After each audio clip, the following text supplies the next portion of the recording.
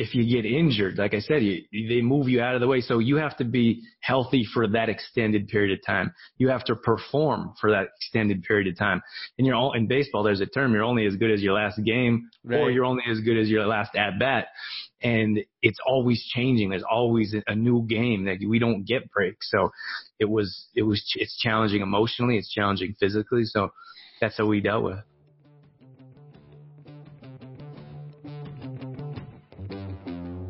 All right, guys, another killer episode. This is Donnie Boivin, and today I'm going to bring you a guy that's got the coolest haircut of anybody I've brought on the show. So, I'm hoping his headshots have got the hairstyle to go with it. But just so you know, it is a blue freaking mohawk, and I love it. I mean, I told him you either got to be crazy as hell or confident as hell to pull that haircut off, and I think we might got a little bit of both today. So I'm bringing you Drew Taddia. Drew, welcome to the show, brother. Please tell us your story. Donnie, it's my pleasure. Thank you so much for having me on. Appreciate the mohawk compliments. I rock it. That's how I roll. And you'd be surprised. People are always like, hey, nice mohawk. And when I walk by kids, they stare at me with their mouth open. And then any type of age, I have seniors that are like, hey, nice mohawk. That's so awesome. Well, yeah. Maybe I should. I mean, my wife would probably kill me, but maybe I should do that just for the attention, man. It's fun. It was meant to be just a joke, and I really liked it. And I like everyone else appreciates it, so I still got it. That's awesome. But yeah, Donnie, thanks again for having me. Thank you for your audience for tuning in and listening to my story. I'm looking forward to this conversation. So, absolutely. So walk us through it, man. Tell us who the heck Drew Taddia is. So for me, I guess to the very beginning, I wanted to be a professional athlete. Well, I think I didn't have my height set high enough, I suppose. When I was growing up in Canada, I wanted to be a college athlete. I would sit there and watch football on TV. I would see the bands playing, and I would watch the cheerleaders, and I thought it was amazing. They were playing a sport. They were playing a kid's game. To me, they were grown adults, and I was like, who wouldn't want to do that? So that was a dream of mine to play collegiate sports. And if you had a ball, a stick, or a bat, I was playing it, and I was pretty good at it.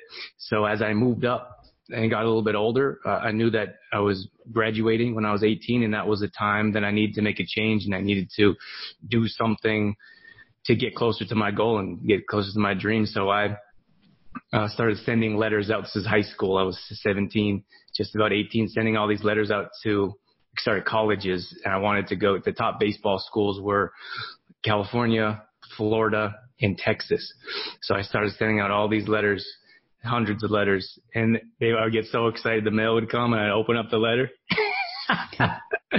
We regret to inform you that, and I don't know how many letters I went through. I went through hundreds of letters that said, no thanks, not interested, thanks for your interest, thanks for your concern. And I really didn't have a choice. I knew I wanted to play. I knew I was good enough to play. I just needed someone to see that. So I packed up my stuff. It was a walk-on. So I went to a junior college in Northern California, and I said, I want to play. Someone give me a tryout. Someone put me on the field.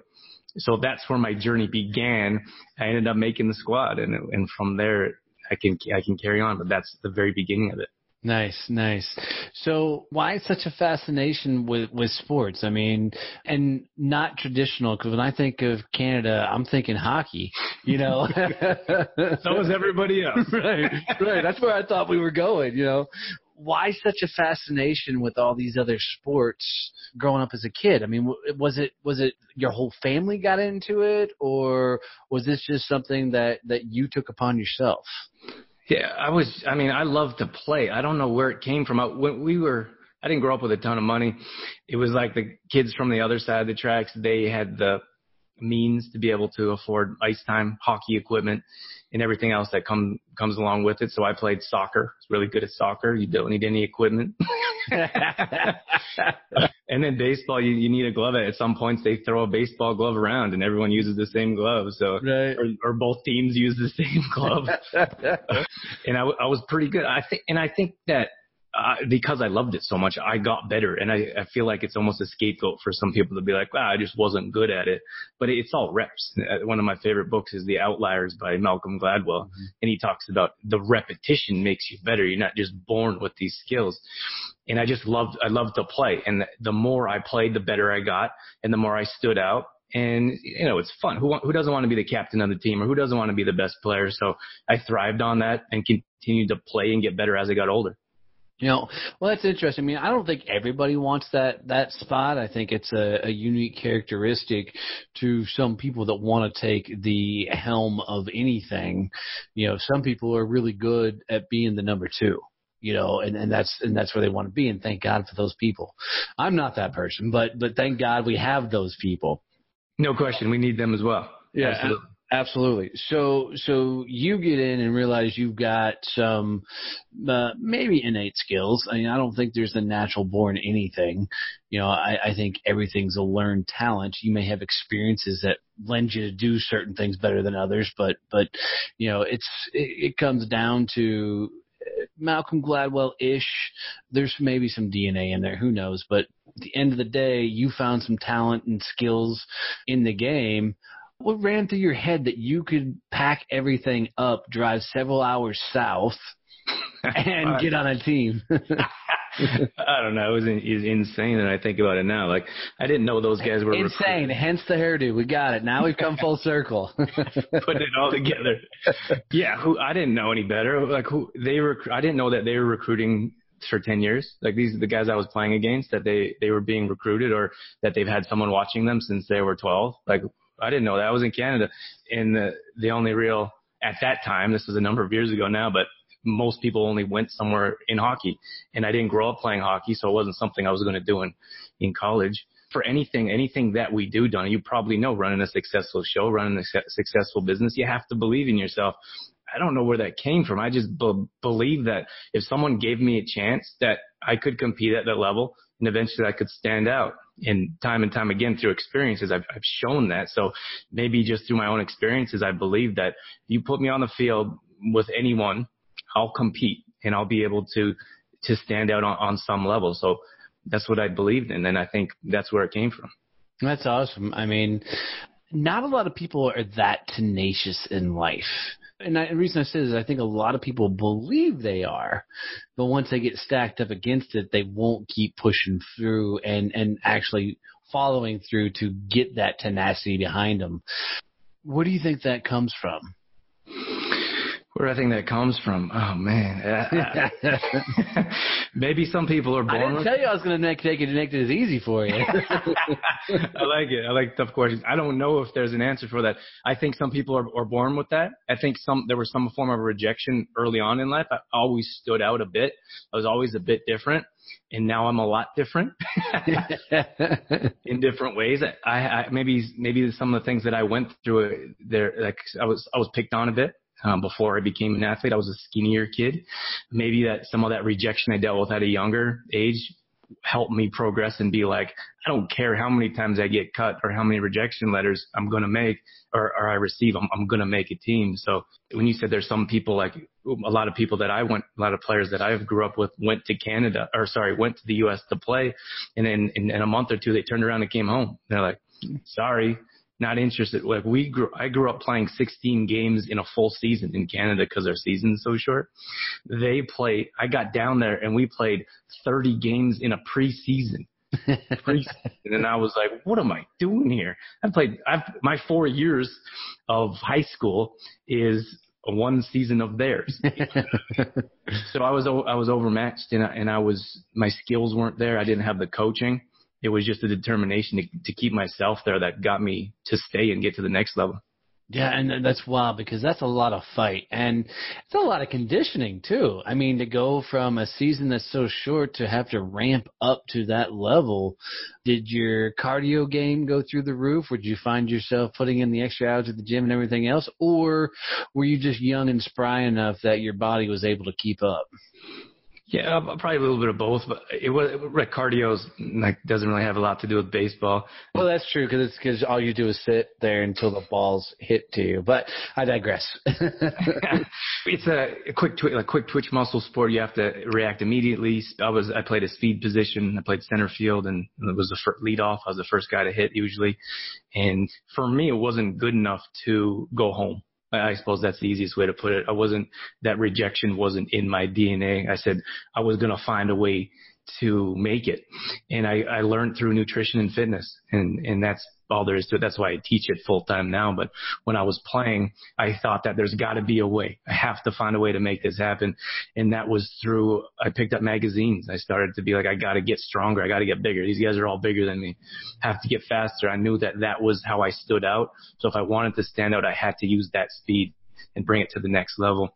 And then nutrition as well. I was always reading nutrition books. I was the first one of any of my friends that were cooking for themselves, because I knew that I had to use food to to heal my body, to build up, to build muscles and get stronger. So that all played a big role. So let me get this straight. You're 18, 19 years old, studying in college. You're trying to tell me you were actually reading health and nutrition books. And the only reason I say that, because at 18, 19 years old, and I was in the Marine Corps, I can tell you, I damn sure wasn't reading health and nutrition books.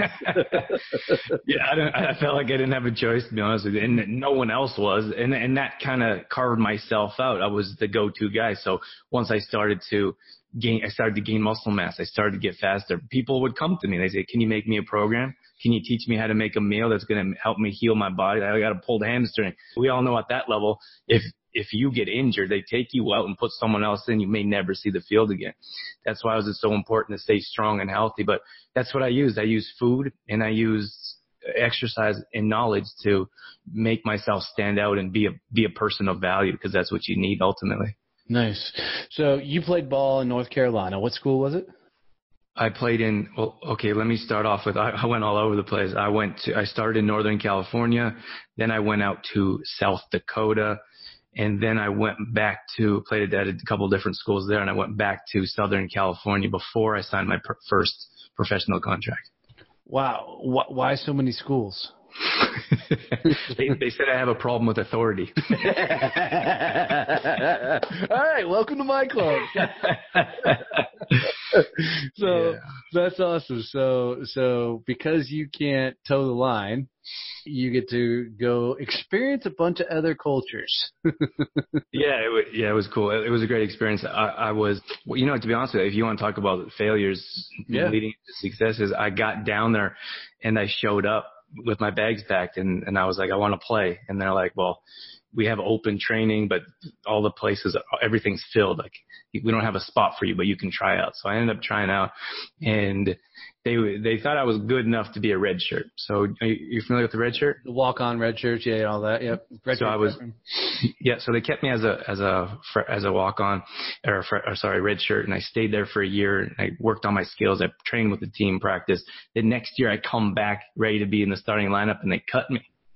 Oh. It was a crazy experience. And I was like, what do you mean? Like, I've been working with you guys for a year. You're building me up. You're expecting me to play. And so I had to go and find another team. And that's what I did. Jump on the phone, cold call, and just keep working at it. I knew someone was going to let me play. So I contacted another team in a little bit northern California. And they said, we're looking for a guy with your skills. So I go to that school. I end up making the starting lineup, and I make all team, all conference that first year. Nice. So it was a tougher conference. We actually played them and beat them, and that team that I got cut from. And I also first team all conference means that all the coaches in the league voted me the best player in my position. Damn, dude. Well done. So thank you. So, and again, that goes back to the belief I had in myself and knowing that I just need to get on the field and show my skills. And once I had that opportunity, I didn't take it for granted. No, that's awesome. What a cool ride for such a boring sport. No, I'm kidding. My nephew's a baseballer, a little stud pitcher, and I think he's 12 or 13 years old. So, but would probably be totally geeking out about talking to you right now. But so, what was the last school you were in before you hit the big times? I ended up graduating from a school, Northern State University in South Dakota. I graduated there. I went back and I went to a league in Arizona, a professional league in Arizona. It was kind of a spring training tryout kind of thing. You have to be invited to the league. From there, I signed my real first contract to Houston. And so I packed up my bags. You fly across the country. Crazy experience. I show up there. They say, oh yeah, we love what you do. You're on the team. I show up and they have 20 guys at my position. And I'm like, what's going on? Do these guys have the wrong place? And they just want numbers out there so they can make their cuts. And it's crazy experience. There's 2 days. They tried to break you down. They tried to get you, I wouldn't be surprised if they tried to get you injured because it was an easy decision if they Right. push you to the side. There's all kinds of guys with way more experience than I was. They're all a bit older, and you have to play, you have to ball, you have to do everything you could. And that's what I did. So I ended up making that team, and yeah, it was the most intense thing I've ever experienced probably. Yeah, no kid. I mean, so you show up to Houston expecting you got the spot, to only find out that now you got to do a whole nother tryout against 20 other guys who were thinking the same thing. Yeah. It's tough. That's the industry. They don't really, they treat you like a number. They move you in like cattle. They cut you out of the way. Everyone talks about sports being a family and this and that. It's not. Anyone that's gotten the short end of the stick knows that it's a business. And for example, I mentioned early on, in college, if you got injured, they move someone else in. Same difference on a higher level. When you get to the professional level, they're not going to pay you to be injured, and they're not going to pay you for rehab at that level. If you sign a major contract and you're making $30 million, that's different. But at this level, they're not going to pay you if you're injured. So if you got hurt, or if you had something come up in your life when you couldn't perform, you're out the door, and they'll put someone else in there because, like I said, there's at least 20 guys waiting for your spot. Right. Oh, how long did you play with Houston? Oh, that was a short time, just a season there. And I moved on to, I was all over the place. I ended up I'll shorten that up. I ended up finding a team that wanted me to go out to Australia. And I was like, who wouldn't want to go to Australia? And I was like, a lot of people they have baseball out there. I thought the same. Yeah. So, I mean, were you hitting around the kangaroos? No, I'm kidding. I got a funny story about that one too, but so I ended up worked it out. So I go out to Australia, and I was there for 7 months. I played there. And then from there, someone from Germany saw me play in Australia, and he's like, hey, I'd love for you to come and play for one of our teams in Germany. I was like, sweet, let's go. So you were literally Mr. Baseball, the whole Tom Selleck movie where, he ends up in Japan, I think. Yeah, that's a great movie. But yeah, it was so different being in different places and different cultures and different languages. So I played another 7 months in Germany, and then I came back to the U.S. to play again. So, and it was all back to back to back. I maybe had 2 week break in between. Because, for example, I finished my season in the U.S., then Australia has the backward seasons to us.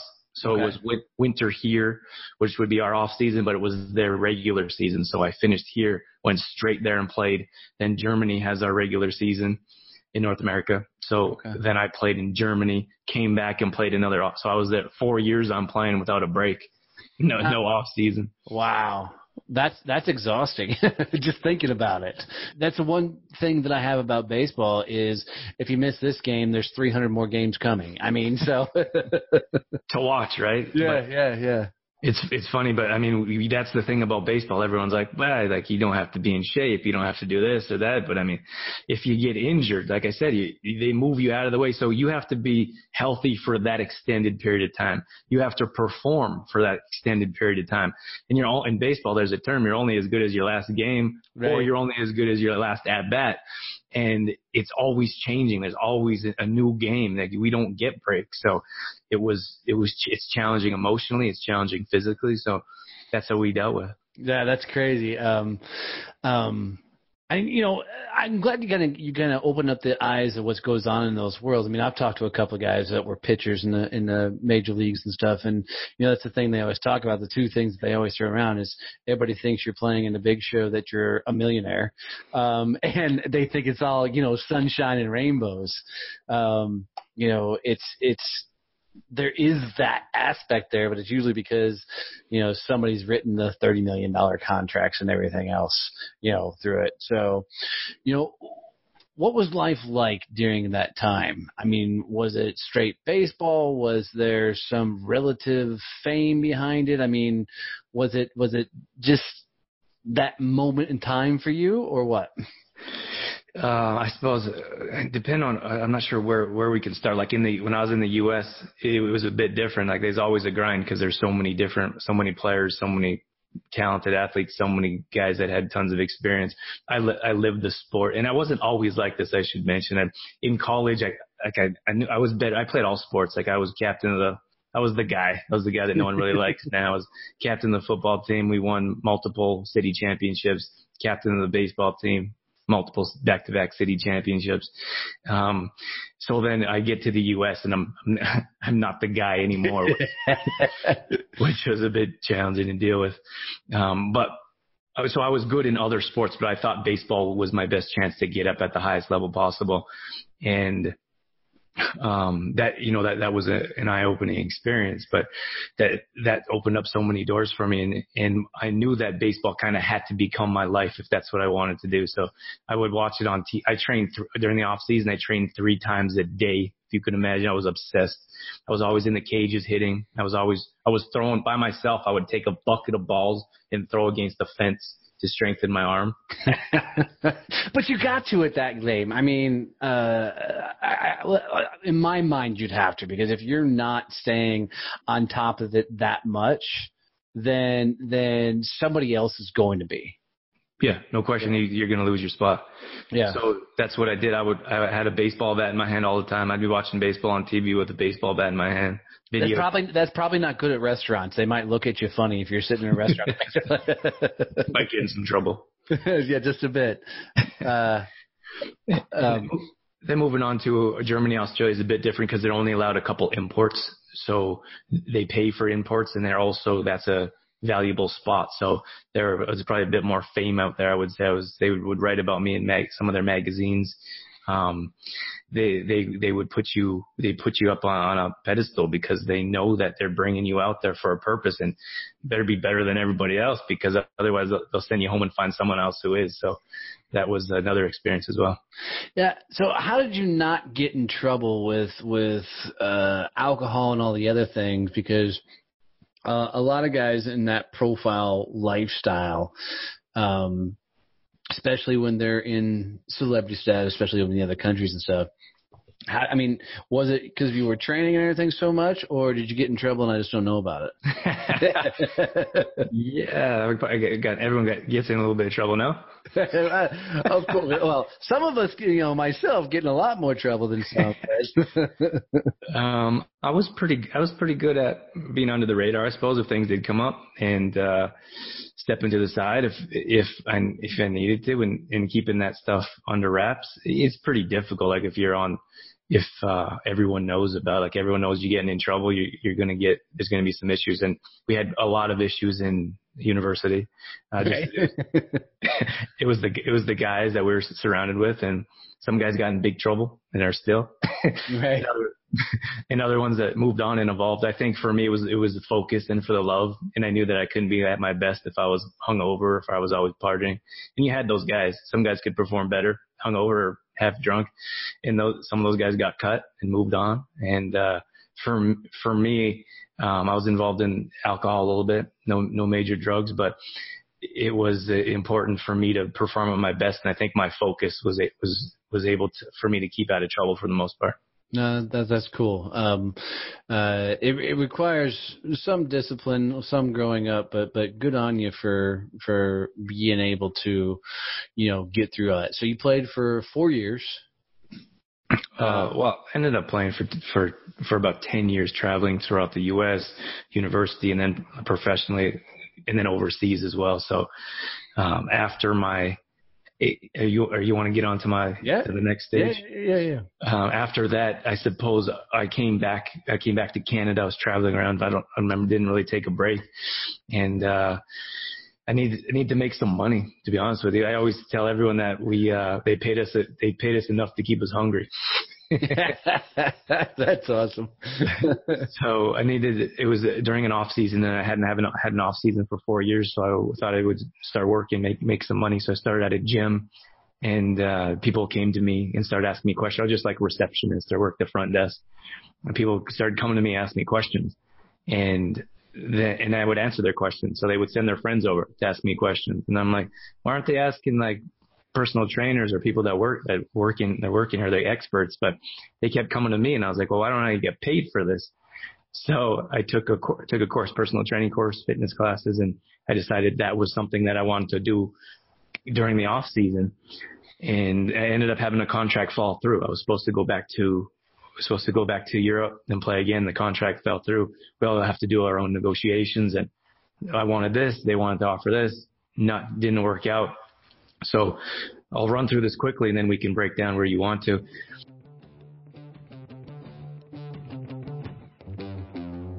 Hey guys, it's Donnie here, and I just want to let you know that we've recently launched a content development company, and this company helps people get social content. You know you need to put out a lot of content nowadays to get engagement out there in all your social platforms. Well, we've come up with a really cool way to help you get videos, blog posts, memes, social posters, and infographics for whatever social site you need.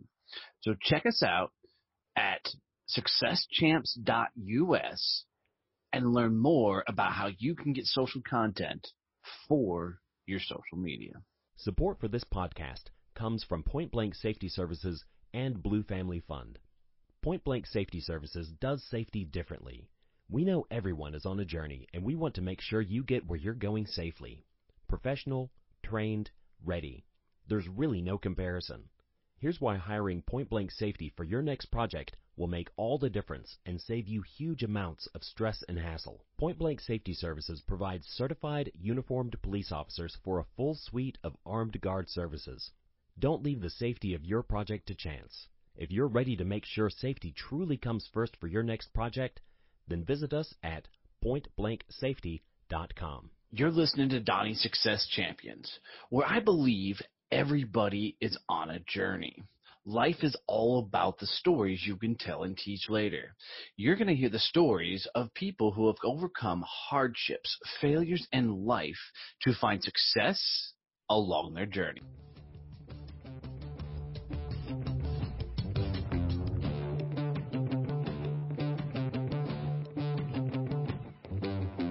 I ended up running fitness classes throughout the summer, which went really well. Then I was going to go back to Australia, and I was working on getting a radio show. So I kept bugging, like for the months I was here, I kept bugging the radio station. I need a show. And they finally said yes right before I was supposed to go back. So I was like, well, I mean, I'm kind of enjoying not living out of a suitcase or not having an old grumpy man being a coach or a manager telling me what to do every day. So I started a radio show. And then I was going to go back in December. And then I wrote a book all fall. I wrote a book and published the book. So I was doing book signings. So I never really meant that I was going to stop my career, but I felt like I was naturally pulled in a different direction, which I was okay with. So why did you want to start a radio show, of all things? Yeah, well, when I got into the town, they told me that you needed to, I didn't know how to market. All I did was play baseball. If I wasn't playing, I was training. Right. So I asked them questions, and they said that you need to get in newspapers or you need to get on the radio because that's what everyone listens to and that's what everyone reads in these small towns. So you can get exposure for your business, because I wanted to start. At that point, I really just wanted to do fitness classes or personal training for the summer because I figured I was going to leave right away. So that's what I said. I went into this radio station and I was like, all right, guys, I got this great idea.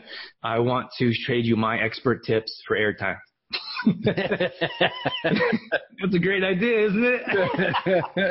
Except if you know that nobody in radio has any money. Right. They're like, sorry, guys, or sorry, son, that's not how it works. You can pay for airtime if you want to have a commercial. So I was like, I don't have any money. I just travel in the world. So I kept going back, and they said that, I asked my producer, to this day, he'll tell you that once I figured you weren't going to go away, I had to come up with a solution for you. So he presented me with a 15-minute show, and I said, we got to talk about the finances. And he said, well, this is how it works. Like conventionally in radio, if you have a show, you go and find sponsors that might be beneficial to them for you to be on air and for you to advertise their businesses on your show. So that was what I did, like introvert to the highest extent, never talk to anyone but my teammates. And I listened to the coaches, didn't talk to them very much. It was that, I forget what I was going to say. It was the whole authority thing that I didn't have those communications with them. And so I didn't even have a show. So here I am in a new town, a new idea, didn't even have the show, and I'm knocking on doors. And I'm like, hey, I got this great idea for a show, but I need a sponsor. I need some money. What do you think? That's not the best sales pitch in the world. No, it was horrible. I couldn't even imagine. But if someone came to me at this point, I would be like everyone else said. They said, no, get out of here. Right. So eventually found enough sponsors. I think I needed three. I needed three sponsors for the price list that we came up with that was comparable to the radio, what the radio would be charging. And I found the sponsors I needed. And I got on the show. And that show was 15 minutes. I was terrified, horrible for the first 10. Got a little bit better after show 20. 100 shows later, we turned the show. I built our own website for the show, and then started putting them on as podcasts so we could reach around the world. 150 started syndicating. So we syndicated all across Canada, at least 7 different stations at this point in time. And yeah, I think it's the only holistic show that's on this many stations being syndicated the way we are. Nice. And what's the name of the show? Exploring Mind and Body. Exploring Mind and Body. So you've got a 15-minute show. 30 minutes now. So. I was 30. Oh, so you graduated and you got at least decent enough that gave you another 15 minutes. And all because you did what you did in your baseball career and just wouldn't take no for an answer. That's how I got anywhere. Right? That's how I got anywhere. Well, I mean, but that's how a lot of people get anywhere. It's it's the unwillingness to give up, right? You're not going to be back down. You're just going to keep pushing forward with whatever it is, which is, says a lot about your character. Doesn't mean you're not a little crazy, but there's at least some tenacity there. So you bump up. You get to a syndicated show, which is a pretty cool thing, all across Canada, and you've got your sponsors. What do you talk about on the show? It's a holistic health show. So I bring on, it's usually interview format. I bring on guests and we talk about nutrition, lifestyle, fitness. Sometimes we talk about finance. It's a wide range array. I've been on 7 years. So we have listeners, if you can believe, that have started with me. I don't know why they still listen after the show. But I always want a variety. And then the radio stations, they want a variety as well. So it's all directed toward natural health. It's not infomercial. We don't bring on people that just want to sell products. It's all information based, and it's a good platform to bring on other guests that want to share their services, because I feel like there's so much free information out there. If we offer free information, people will ask for more information if they want it. Absolutely. I'm going to have to come up there and get on your show and talk about mindset stuff. That'd be fun. Cause I'm definitely not the natural health dude. So, if you want to talk about, drinking a few beers or having some Captain Morgan, then, life is good. You're my guy. Absolutely. And, I will absolutely help all your people out with their health stuff. So that's awesome. So I know you're into a couple of other things too, as well. What else are you into besides doing the show? I suppose when we take a step back, I wrote that book a number of years ago now. That was similar. It was actually a bestseller in Calgary, which is a major city up here in Alberta, Canada. And I wrote that book, and then I did a number of book signings all around the city. Ended up being on one of the bestseller lists from some of the bookstores that put it around the city, which is a big deal. I got on the local news. We have in that city now, there's about 1.2 million, so it's a pretty big deal. Nice, well done. Thank you. So that was exciting, and that's something that we continue to promote. And it's a 30-day meal plan. We teach people how to avoid toxins in their life. The book's called Detoxify Yourself, and a lot of people are looking for simple ways to improve their quality of life. And I think that if we look from the inside out and learn how to live a detox lifestyle, then that's something that we can help other people with. No, that's awesome. How much do you think food helped you with your career as far as mindset, capabilities, everything?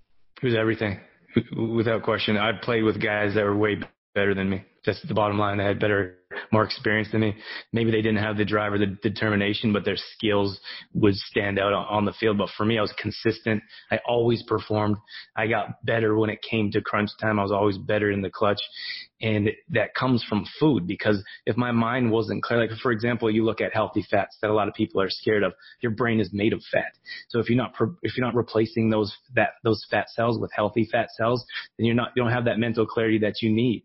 And that we see that with entrepreneurs and business owners now. They don't eat properly. I don't know how they have the mindset that they need to have that mental clarity to perform at their best. And then for me to be, I'll tell you a quick story. I broke my finger in Australia. I landed on my glove. It was muddy. And I snapped my hand back. My hand was like a balloon. And I finished the season, if you can imagine. I didn't know it was broken. I taped it up. I was like, not keeping me off the field. We're in the championships. And I went back to Canada for a couple of weeks, went to the doctor, and they're like, you broke your hand.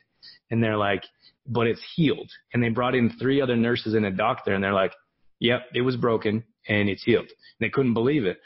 But that's from living a healthy lifestyle and having a strong immune system, having strong ligaments and muscles, and being able to fight off disease and heal your muscles rapidly. So that was an eye-opening story for me, to be able to have actual professionals be like, wow, that's crazy. Yeah, no, that's what, for me is a couple of things that I, just found over the years of being a speaker and, training in front of rooms and whatnot, is what I eat before an event affects everything about that event.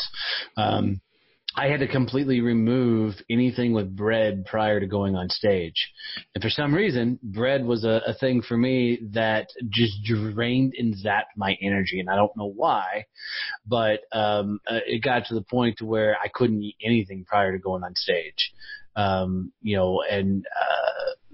People have told me, that's not true. It's not a thing. I'm like, well, I know my body, The thing. No question. Right. All along the way.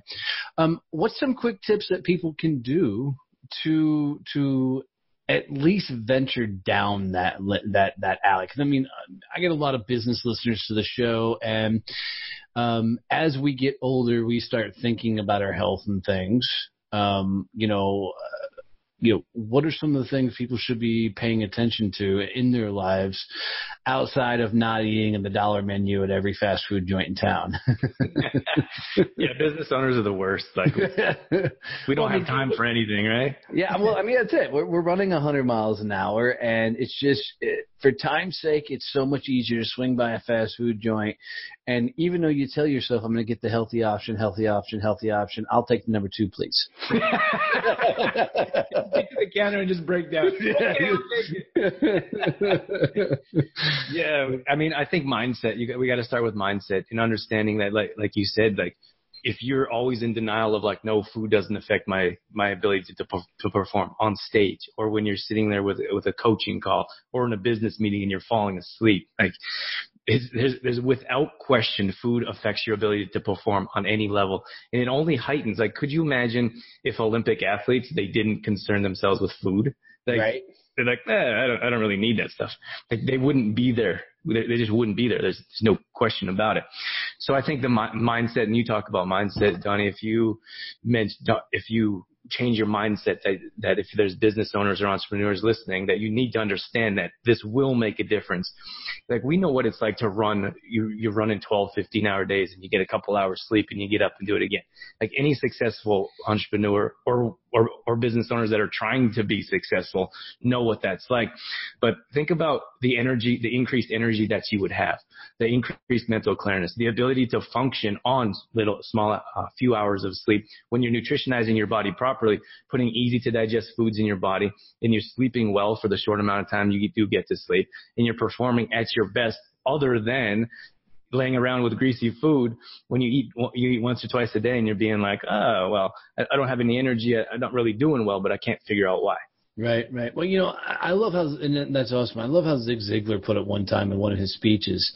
He's like, if you had $1 million racehorse, would you feed that $1 million racehorse beers, cigarettes, Snickers bars, McDonald's burgers, Jack in the Box? And the answer is no way in hell. Well, what people don't understand is they are that $1 million racehorse, and they're feeding them beer and rum and cigars and fast food restaurants. Our bodies are, the only vessel we get. So we might as well, in my case, start taking care of them, or in most people's case, really do something to better and further their lives and their careers. Yeah. I mean, we got this, like you said, we have this one body. That's what we have. Like, you could have a bunch. You could buy cars. You could buy houses. You could buy a lot of material things, but we have one body to take care of, and that's it. You don't get a second chance, at least in this lifetime. That's what you got. So why not do everything you can to take care of it? Take care of your investment, what you have and what you have to work with. If we know that's what we got to work with, we have to start paying attention to what we're doing with it, how we're treating our body, the nutrients we're putting in it, or the detrimental toxins that we're putting in it. We're either helping our body or we're holding our body back. And it doesn't matter where you want to be in life. I think we all want to be at the optimal level. Right. No, absolutely. And peak performance, what keeps coming into mind is, if you're not forming at the top of your game, then everything's affected. It's comparable. My truck I drive around requires that I put in the premium gasoline. Well, there's times I'm just tired of spending that much damn money, so I go put the regular stuff in. My truck knows every time I put the regular stuff in because it just does not function like it's supposed to. I'm like, damn it. And it lets you know, right? Yeah, totally. And I'm assuming your bodies are the same way. Just like our bodies. Like if you're not sleeping well, if you're not getting a good night's sleep, we got to look at nutrition. We got to look at our activity level. So I guess if you're not sleeping well to begin with, if you don't have energy, I mean, look at your food. Like, I grew up with a bunch of guys. I'm not sure if you're familiar with Canada. Would you be familiar with Canada, Donnie? I've been through Newfoundland. I've flown through Toronto. I've heard of Calgary, and I know where Vancouver is. That's my extent. Okay. So if you look at Alberta and you compare it to like a U.S. state, would compare it to like a Texas, for example. Okay. They have money here. They have big trucks. We have this thing called Alberta beef. A lot of cattle, a lot of beef here. All right. So if I ever move out to Canada, Alberta, here I come. Exactly. It'd be a perfect fit for you. But oil is a big industry as well, much like Texas. So if we look at the guys that I grew up with, they're all in the corporate world since they're 18. They've been working in the oil. They work downtown, and so they'll go for lunch, and I'll go for lunch with them, and I'll order like a salad. I'll order a quinoa salad, and of course that's not very manly. No, the fact that you just said quinoa made me giggle. So right, don't worry, I know where you're coming from. So these are the guys I grew up with. Probably not too different from the guys that you would grow up with. So we're sitting around the table. They're ordering beers. I'm ordering a salad. And, of course, everyone's chirping at me and letting me know what they feel about my glass of water. You're not getting away with that. Yeah. So I'll take you back. That was about 4 years ago, 4 years ago. And now we're getting a bit older, right? These guys are getting a bit older. They can't figure out why they don't have energy. They're moving higher up in ranks themselves. So now they have teams to manage. Now they have kids and families.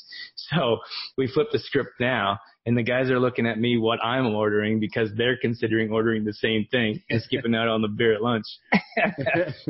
Well, me is my wife and I, we always have this conversation is we're going to eat healthy, right? We're going to go for a while. We're going to do some healthy, and everything starts out proper.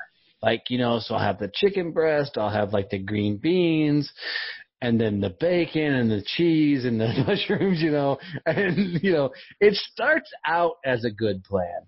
So I like how you talk about the mental game, the mental side of things, because it has to be.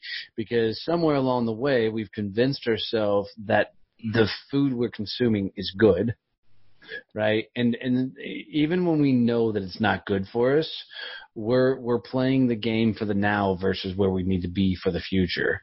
So how do you work with somebody on mindset so much? I think it's having conversations, and like what you said, there's people. A lot of times, people say, "Is I don't have time for that. Don't have time to work out. I run busy businesses. I have people to manage. I don't have time to eat right." And like there's this there's always a quote that I think many of us heard that says, if you don't have time for your health now, ultimately you'll have time for your health later when you're sitting in the hospital, or you're standing in, clinics waiting for your medication, because that's the road that we're going down.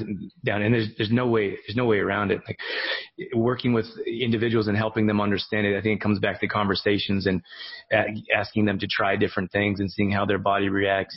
I'm not a person, like, we don't teach our business True Form. Like, we don't teach counting calories. We don't teach weighing food. We don't teach focusing on one macronutrient. It's kind of funny. People are always obsessed with one macronutrient. So just for me, what the heck is a macronutrient? So macronutrients are like, that's how they separate them into food groups. So we have protein as a macronutrient, carbs, fats, and then we have fiber, antioxidants. So 4 main macronutrient groups. So most people are obsessed. They're like, I got to get enough protein. There's not enough protein in that. So that's what they obsess on. Always protein. Then you have people like, oh, can't have any carbs. So we have this keto diet that's going crazy. Then you have the paleo diet. You have the Atkins diet. No carbs. Dude, the paleo diet, that's like the caveman diet. I mean, that's just like eat anything you want as long as it's not made by somebody, you know. So the way somebody explained paleo to me is, if a caveman would eat it, you could eat it. Yeah, and it's tough because then they have different paleos from different levels, you know, right, like from different eras. So gets a bit shady there. So for us, we like to keep things simple. So instead of being focused or obsessed on calories or weighing or a macronutrient, we want you to look at a well balance of them. So well balance of each one of them. So we're not obsessed. We're not having too much of any of them. And I think for us, it goes to reading ingredients. We want you to pay attention to the ingredients label, not the, what do you call the value? Like the nutritional value is much different than the ingredients. And like, the grocery industry is built on deception. It's unfortunate, but it's true. So they need to have products that have that have unlimited shelf life, that will never expire. Right. Because if their products expire, they're going to have to throw them away and they lose money. So they need products that have preservatives in them that are toxic to our bodies. They need products that look good and taste good.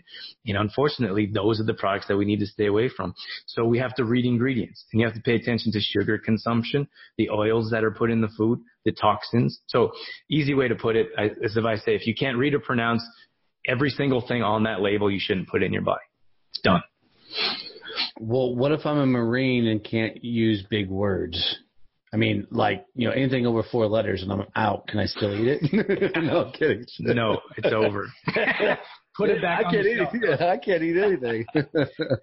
But I mean, those long words, they're chemicals. They're usually MSG, like I said, toxins, preservatives. They're things that our bodies can't process, turn into energy, doesn't break down, usually stored as body fat. Well, and here's an interesting thing. So we have a garden, and I'm not a very good gardener. You know, I have a small farm, right? But we have a small garden on there. If we grow lettuce, this is my biggest tell for the grocery chains. If we grow lettuce, and I pull lettuce out of the ground and take it in my house, I've got maybe a week, right, before it's wilting and it turns brown and it gets nasty, right? And right before then, I better get it out to the chickens, because once it turns, nobody's eating it, right?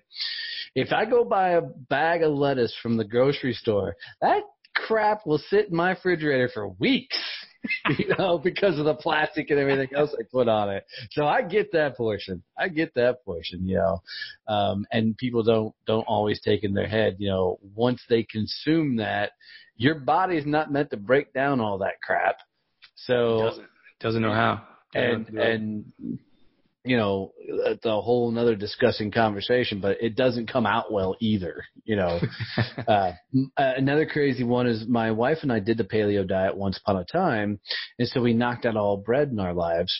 And my wife, now I can eat bread just fine, but we actually had to take her in to get fully celiac tested because she kept getting violently ill, and she turned out being completely celiac, which is the more extreme version of gluten intolerant.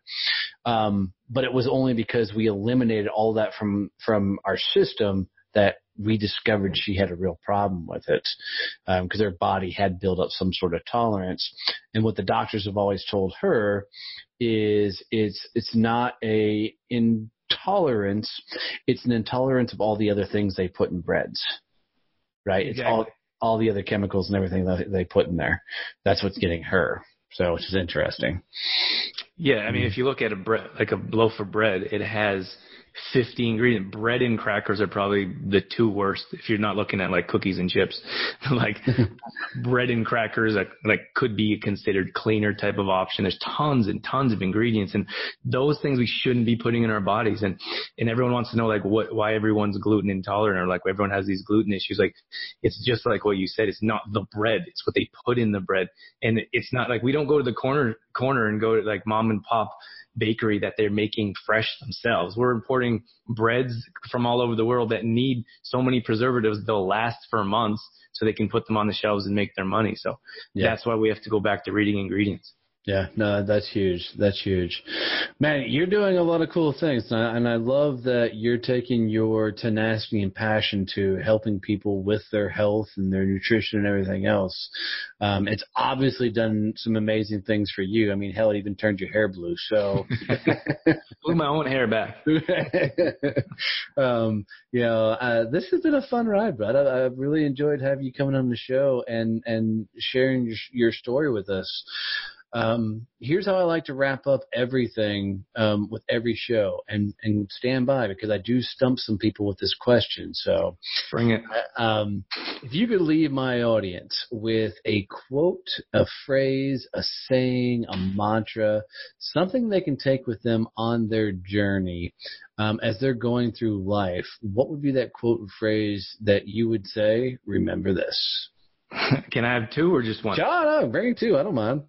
All right. I don't know if this is well known for everyone around, but I'm sure you've heard it, Donnie. And I got to say, be the change you want to see in the world. Love that one, man.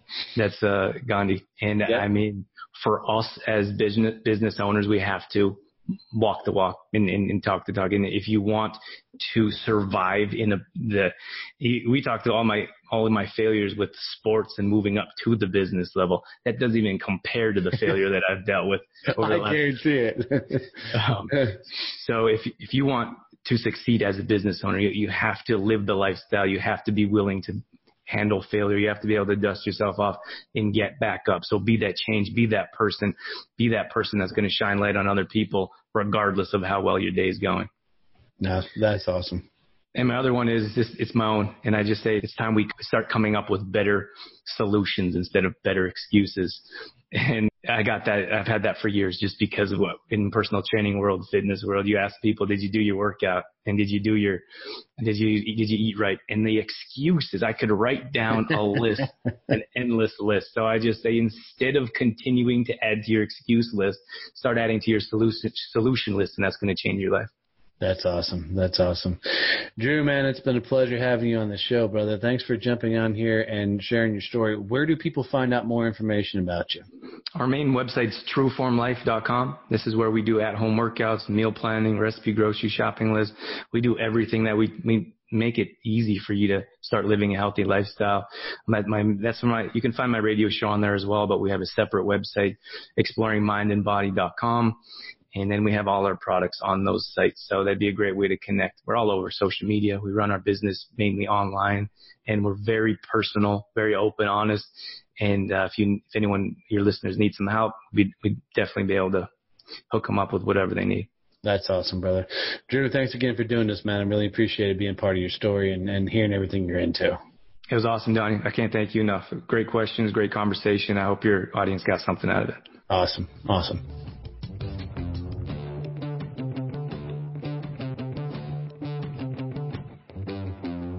Thanks for listening to Donnie's Success Champions podcast. If you'd like to hear more about our current guest today, or if you'd like to hear stories from our other guests on the show, come hang out with us on our website at successchampspodcast.com.